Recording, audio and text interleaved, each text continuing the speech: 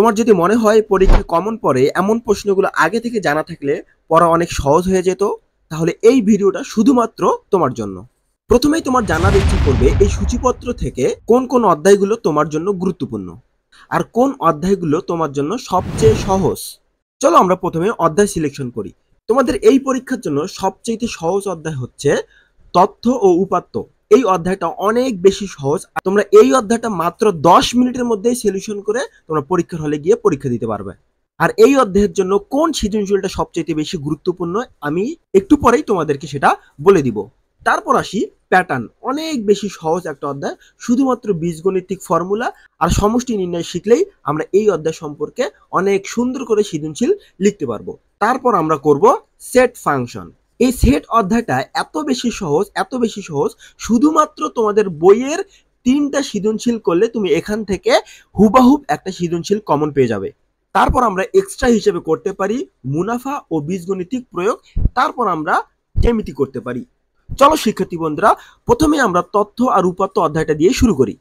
এই তথ্য উপাত্ত অধ্যায়টার জন্য সবচেয়ে গুরুত্বপূর্ণ সৃজনশীল হচ্ছে এই 19 নম্বর সৃজনশীল এবং 20 নম্বর সৃজনশীল। তোমরা যদি 19 নম্বর আর 20 নম্বর সৃজনশীলটা একটু ভালো করে বুঝে পরীক্ষা দিতে যাও, তোমরা এখান থেকে ইনশাআল্লাহ 10-এ 10ই পাবা। দেখো 19 নম্বর সৃজনশীলে আছে মধ্যক নির্ণয় করো। এই মধ্যক নির্ণয়ের উপর আমাদের চ্যানেলেই ভিডিও আপলোড করা আছে, তোমরা চাইলে ভিডিওটা দেখে আসতে পারো, ডিসক্রিপশনে লিঙ্ক দেওয়া থাকবে। তারপর হচ্ছে গড় নির্ণয়, শুধুমাত্র একটা সূত্র দিয়েই গড় নির্ণয় করা যায়। তারপর হচ্ছে প্রদত্ত উপাত্তের পাইচিত্র। পাইচিত্র অনেক বেশি ইম্পর্টেন্ট, অনেক বেশি গুরুত্বপূর্ণ। তোমরা এই 3টা টপিক যদি পড়ে যাও, তোমরা এখান থেকে অনার্স হয়ে যে কোনো সৃজনশীল তোমরা অ্যাটেন্ড করতে পারবে। যদি এই টপিকগুলোর মধ্যে না আসে তাহলে আসতে পারে উপাত্তের আয়তলেখ অঙ্কন করো।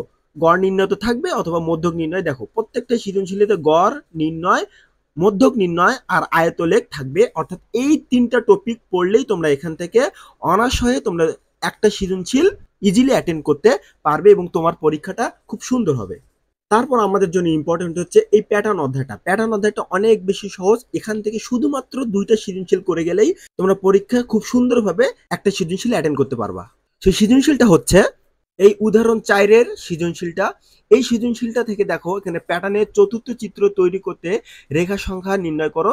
তোমরা অবশ্যই এই যে প্রথম চিত্র, দ্বিতীয় চিত্র আর তৃতীয় চিত্রর পার্থক্যটা বের করবা। বের করে এখানে চতুর্থ নং চিত্রটা তৈরি করবে। এখানে চতুর্থ চিত্রের কাঠির সংখ্যা হবে 21টি। এখানে দেখো দেওয়া আছে চতুর্থ চিত্রের কাঠির সংখ্যা 21টি। তারপর প্যাটার্নটি কোন বীজগণিতিক রাশিকে সমর্থন করে তা যুক্তি সহ উপস্থাপন করে। এটা অনেক বেশি সহজ, এখানে খুব সুন্দর করে ব্যাখ্যা করা আছে। তো আর এই অধ্যায়ের প্রতি আমার ভিডিও বানানো আছে, তোমরা চাইলে ভিডিওটা দেখে নিতে পারো, আমি ডিসক্রিপশনে লিঙ্ক দিয়ে রাখবো। এই সৃজনশীলটা অনেক বেশি ইম্পর্টেন্ট। আর গ নাম্বারটা এখানে সমষ্টি নির্ণয় করতে বলছে। এটা অনেক বেশি গুরুত্বপূর্ণ, তোমাদের পরীক্ষা আসবেই এই সমষ্টি নির্ণয়ের অঙ্ক। তারপর সবচেয়ে বেশি ইম্পর্টেন্ট হচ্ছে এই অধ্যায় সৃজনশীলের মধ্যে হচ্ছে তোমার এই 11 নং সৃজনশীলটা। এই 11 নং সৃজনশীলটা আমি বলে দিচ্ছি তোমাদের পরীক্ষায় আসার প্রায় 99% সম্ভাবনা। এই সৃজনশীলটা অনেক বেশি গুরুত্বপূর্ণ একটা সৃজনশীল। দেখো 29 ও 37-কে 2টি বর্গের সমষ্টি রূপে প্রকাশ করতে বলছে। তারপর তালিকার পরবর্তী 4টি সংখ্যা নির্ণয় করো এবং তালিকার প্রথম 50টি সংখ্যার সমষ্টি নির্ণয় করো। এই সৃজনশীলটা খুব সুন্দরভাবে আমি ব্যাখ্যা করেছি, আমি ডিসক্রিপশনে লিঙ্ক দিয়ে রাখবো, তোমরা চাইলে ওখান থেকে ভিডিওটা দেখে নিতে পারো। তারপর আমরা যাব সেট ও ফাংশনে। তোমাদের 7 অধ্যায় সেট, এই অধ্যায়টা অনেক বেশি গুরুত্বপূর্ণ এবং খুব বেশি সহজ। এই অধ্যায় থেকে শুধুমাত্র 3টা সৃজনশীল পড়ে গেলেই তোমরা খুব সুন্দর করে একটা সৃজনশীল লিখে দিতে পারবা। এই 23 নম্বর সৃজনশীল, 24 নম্বর সৃজনশীল আর 25 নম্বর সৃজনশীলটা হচ্ছে তোমাদের জন্য খুবই বেশি গুরুত্বপূর্ণ। দেখো এই 23 নম্বর সৃজনশীলটা অনেক বেশি গুরুত্বপূর্ণ, এখানে ইউনিভার্সাল সেট দেওয়া আছে। এই অধ্যায়ে শুধুমাত্র এই 3টে সৃজনশীল যদি তোমরা একটু ভালো করে দেখে যাও, যে কোনো একটা সৃজনশীল খুব ইজিলি অ্যাটেন্ড করতে পারবা। আর এই নিয়মের বাইরে কোনো সৃজনশীল আসবে না, আমি তোমাকে কথা দিচ্ছি। কারণ এই 3টে নিয়মের বাইরে এই অধ্যায়ের আর কোনো টপিকই নাই। আর অনেক বেশি সহজ একটা অধ্যায় হচ্ছে সেট। তোমরা সেটটা করে যেতে পারো, তাহলে তোমাদের পরীক্ষা খুব সুন্দর হবে আমি আশা করি। আর বাকি থাকতেছে হচ্ছে মুনাফা, বীজগণিতিক সূত্রাবলী ও প্রয়োগ, আর বাকি থাকতেছে জ্যামিতি। এই মুনাফা অধ্যায় আর বীজগণিতিক সূত্র, এই অধ্যায়গুলো একদিনে শেষ করা সম্ভব না, সেই জন্য আমি তোমাদেরকে সাজেস্ট করতেছি না। যদি তোমাদের হয়ে থাকে তাহলে এই অধ্যায়গুলো দেখে যাবা, এখান থেকে একটা করে সৃজনশীল আসবেই।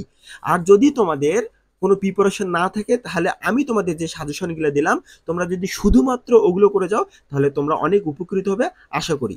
যদি তোমাদের ভিডিওটা ভালো লাগে থাকে প্লিজ আমার চ্যানেলটি সাবস্ক্রাইব করে আমার পাশেই থাকো।